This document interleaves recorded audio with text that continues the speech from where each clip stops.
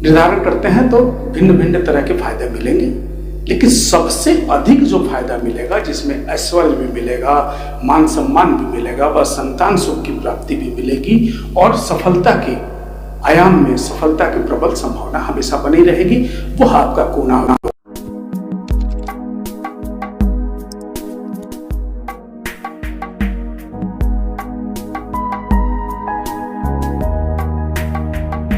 नमस्कार दर्शकों, स्वागत है आपका एस्ट्रो वास्तु विजन के चैनल पर। मैं आपका वेल विशर, शुभ चिंतक इंजीनियर अरुण मिश्र। पिछले वीडियो में आपके साथ चर्चा किया कि आपकी वास्तु का ढलान किस तरह से हो और विभिन्न तरह के वास्तु जो है किस किस व्यवसाय के लोगों को लाभप्रद जाता है। प्रिय दर्शकों, आज के वीडियो में हम लोग चर्चा करेंगे कि अंडरग्राउंड वाटर्स की जो व्यवस्था है, जिसमें कि वाटर का सोर्स, अंडरग्राउंड टैंक के साथ साथ आपके सेप्टिक टैंक और वाटर हार्वेस्टिंग पिट्स। प्रिय दर्शकों, यहां ध्यान देने वाली बात यह होगी कि वास्तु के इन चीजों के निर्माण से पहले हमें प्रॉपर मैग्नेटिक नॉर्थ निकालना होगा। और मैग्नेटिक नॉर्थ निकालने के लिए या तो आप मोबाइल की मदद ले लें या फिर गूगल के माध्यम से, गूगल मैप के माध्यम से अपने वास्तु का प्रॉपर नॉर्थ का निर्धारण करें। अगर केवल आपने सूरज को देख के या अंदाजा से नॉर्थ डिसाइड करने की कोशिश की तो आपका जो अलग अलग दिशाएं हैं वो वास्तु पुरुष के हिसाब से इधर उधर हो जाएंगे। थोड़ा भी एंगल चेंज होने से हो सकता है वास्तु पुरुष के जो मर्म स्थान है वहां पर कुछ गलत निर्माण हो जाए और निगेटिव एनर्जी ज्यादा क्रिएट हो जाए आपके वास्तु के अंदर। तो हमें सावधानी बरतनी पड़ेगी। इसके लिए आप नॉर्थ डिसाइड करने के बाद कम से कम 8 दिशाओं का निर्धारण तो करें ही। प्रिय दर्शकों, आपको मैं बताऊं कि वास्तु के अंदर ईशान कोण का, आपके नॉर्थ ईस्ट के कोण का जल तत्व को लेकर के बहुत अधिक महत्व है। ईशान कोण जो है आपका, आपके नॉर्थ से मैग्नेटिक नॉर्थ से 45 डिग्री ईस्ट की तरफ होगा। इसको निर्धारित कर लें आप। ईशान कोण का महत्व वास्तु के अंदर क्यों ज्यादा है जल तत्व को लेकर के, इस पर मैं 2 चीजें बताना चाहता हूं आपको कि हमारे प्रकृति के अंदर 3 तत्वों का बहुत महत्व है वैदिक रीति से। आपका सात्विक, राजसिक और तामसिक। हमारा व्यवहार, हमारे अलग अलग तत्व इन 3 चीजों से कार्य करते हैं। सात्विक का तात्पर्य सौम्य, स्थिर, शांत वो चीजें हो। तो हमारा जो ईशान जो कोण है वो चंद्रमा से प्रभावित होता है। चंद्रमा जल तत्व की राशि है। चंद्रमा शांत है। चंद्रमा की किरणें ठंडी हैं। अतः आपका ईशान का जो स्थान है वो आपके वाटर के सोर्स के लिए बहुत महत्वपूर्ण है। क्यों? कि जब चंद्रमा की किरणें वास्तु पर पड़ेंगी, वास्तु पुरुष पर पड़ेंगी, वास्तु के मन पर पड़ेंगी, ईशान पर पड़ेंगी, तो ईशान पर जो आपका जल का सोर्स है उससे बहुत अधिक लाभ होगा, जिससे आपका मन प्रभावित होगा। दूसरा फायदा कि सुबह जब सूर्य की किरणें निकलती हैं तो सुबह की सूरज की किरणें जीवनदायिनी होती हैं। मेडिकल के टर्म में किसी आने वाले वीडियो में मैं डिटेल से जरूर चर्चा करूंगा कि सूरज की किरणें आपके हेल्थ पर, आपके यश पर, किस तरह से अपना छाप छोड़ती हैं, उनकी प्रोबेबिलिटी जो यूनिट है वो कितना होता है और क्यों प्रभावित करती हैं हमको, हमारे वास्तु पुरुष को, उस पर हम जरूर चर्चा करेंगे आने वाले वीडियो में। लेकिन यहाँ हमने कहा कि सुबह की किरणें जीवनदायिनी है और सबसे पहले वो ईशान कोण पर पड़ती है। तो जब आपका ईशान कोण पर जल होगा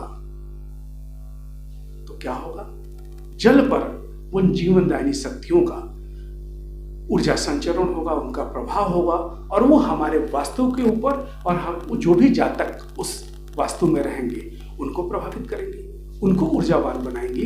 अतः आपका जो वाटर का सोर्स है वो सबसे बेहतरीन स्थान जो है आपका ईशान का कोण है। एक चीज और सावधानी आप लोग रखेंगे, यदि वास्तु का सोर्स आपके वास्तु के अंदर है तब आप वास्तु की बाउंड्री का निर्धारण करते हुए जो उसका सेंटर निकालेंगे। यदि अंडरग्राउंड आइटम्स में, जैसे कि आपका जल का सोर्स हुआ, स्विमिंग पूल हुआ, वाटर टैंक्स हुए, सेप्टिक टैंक हुए, वास्तु से अगर बाहर होता है, जो आपका स्ट्रक्चर जो बन रहा है उससे बाहर होता है, तो उसके निर्धारण के लिए आप बाहर का जो जितना प्रीमाइसेस है, बाउंड्री है आपकी, उस पूरे का सेक्टर पहले निकालें। सेक्टर निकालने के लिए मैग्नेटिक नॉर्थ डिसाइड करें। मैग्नेटिक नॉर्थ डिसाइड करने के बाद पूरा वास्तु आपका 360 डिग्री में पूरा होता है, तो 360 डिग्री के घुमाते हुए अलग अलग दिशाओं से जो भी लाइंस कटेंगी, वहां जो आपका सेंटर आएगा उसको आप सेंटर पॉइंट माने, उसको ब्रह्म स्थान माने। बाहर के जो आपके वास्तु जल से संबंधित आइटम है उसके निर्धारण के लिए। अन्यथा यदि आपने अपने वास्तु का सेंटर बाउंड्री को लेकर निकाल लिया और आपके वास्तु का जो कंस्ट्रक्शन है, जो स्ट्रक्चर है वो अलग ढंग का है, तो फिर तालमेल नहीं बनेगा।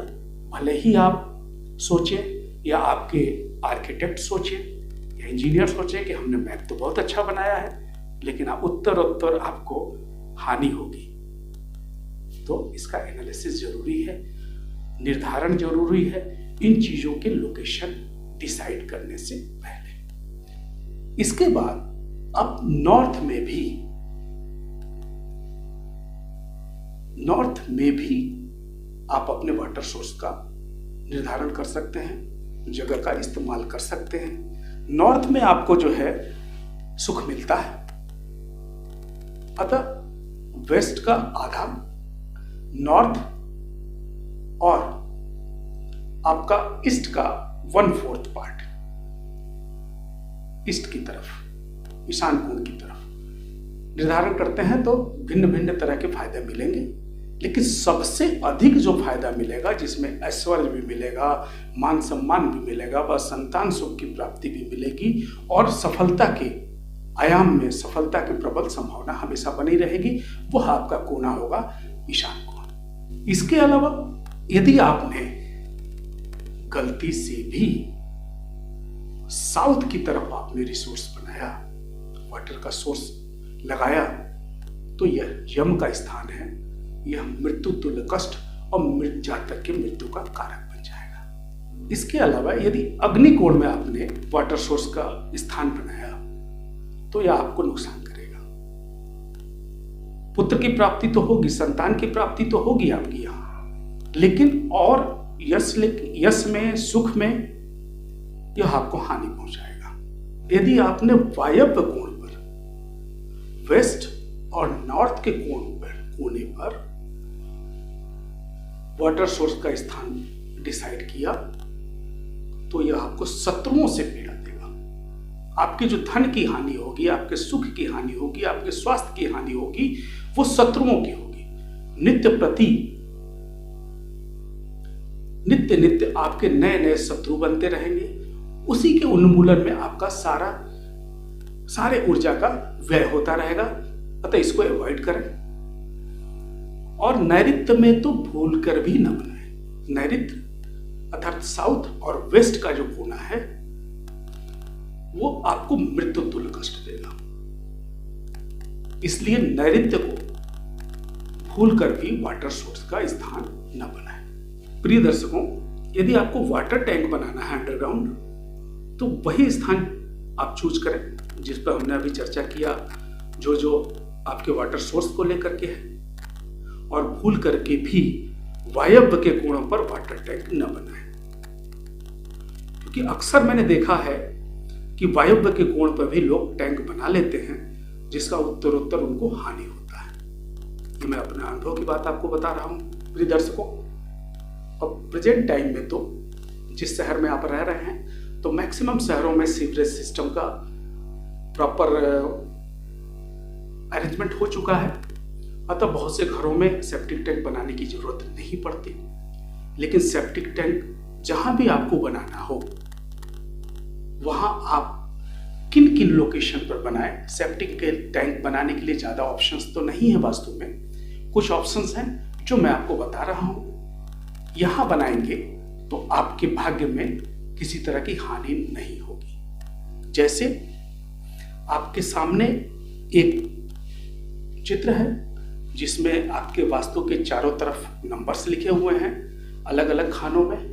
वो खाने वास्तु की दिशा के हिसाब से कौन कौन से ग्रह, कौन कौन से देवता उसका प्रतिनिधित्व करते हैं, उसके हिसाब से वो नंबर लिखे गए हैं। तो जब सेप्टिक टैंक आप बनाए तो उसमें आप जो है आप नंबर जहाँ लिखे हुए हैं, जैसे 10 नंबर लिखा हुआ है, 11 लिखा हुआ है, 12 लिखा हुआ है, इसको आप चुने, इस ऑप्शन को। दूसरा जो ऑप्शन है आपका साउथ की तरफ, दूसरा जो आपका ऑप्शन है आपका 22, 23 और 24, इन दोनों ऑप्शंस को आप चूज कर सकते हैं। यहां अगर सेप्टिक टैंक बनाते हैं तो किसी तरह के नुकसान की संभावना नहीं होगी। हाँ, भूल करके भी वास्तु पुरुष के मर्म स्थान, जो 9 स्थान होते हैं, उस पर भूल करके भी न बनाएं। आपके वास्तु में आप प्रिय दर्शकों, आजकल नितांत आवश्यक हो गया है, क्योंकि हमारे शहरों में वाटर की कमी होती जा रही है। अंडरग्राउंड वाटर हमेशा नीचे चलता जा रहा है उसका लेवल। तो वाटर हार्वेस्टिंग पिट जो है जरूरी हो गया है। अगर नहीं भी जरूरी है तो आप बनाएं, उससे 2 फायदे होंगे कि वाटर आप रिसोर्स कर पाएंगे, और वाटर रिसोर्स करने का मतलब है कि वाटर दान देने के बराबर का फल आपको मिलेगा। वाटर हार्वेस्टिंग पिट बनाने के लिए आपका जो वही चित्र है जिसमें नंबर्स लिखे हुए हैं अलग अलग डायरेक्शन में, उसको चूज करें। 7 से 22 जो नंबर लिखा हुआ है, इन जगहों पर आप आराम से हार्वेस्टिंग पिट बना सकते हैं। इसके अलावा 24, 25 एंड 26 जो पॉइंट्स नंबर्स लिखे हुए हैं, इन पॉइंट्स पर भी आप हार्वेस्टिंग पिट का निर्माण कर सकते हैं। ये आपके लिए फायदेमंद रहेगा। प्रिय दर्शकों, अंडरग्राउंड वाटर रिसोर्सेस, इनको लेकर के हम लोगों ने अभी इस वीडियो में चर्चा किया। अब हम आने वाले वीडियो में ओवरहेड टैंक्स, स्विमिंग पूल और वाटर से संबंधित वास्तु में और कौन कौन से आइटम हो सकते हैं जो आपके एनर्जी के प्रवाह को या एनर्जी के वास्तु के अंदर और बाहर संतुलन को बनाए रखें, उस पर चर्चा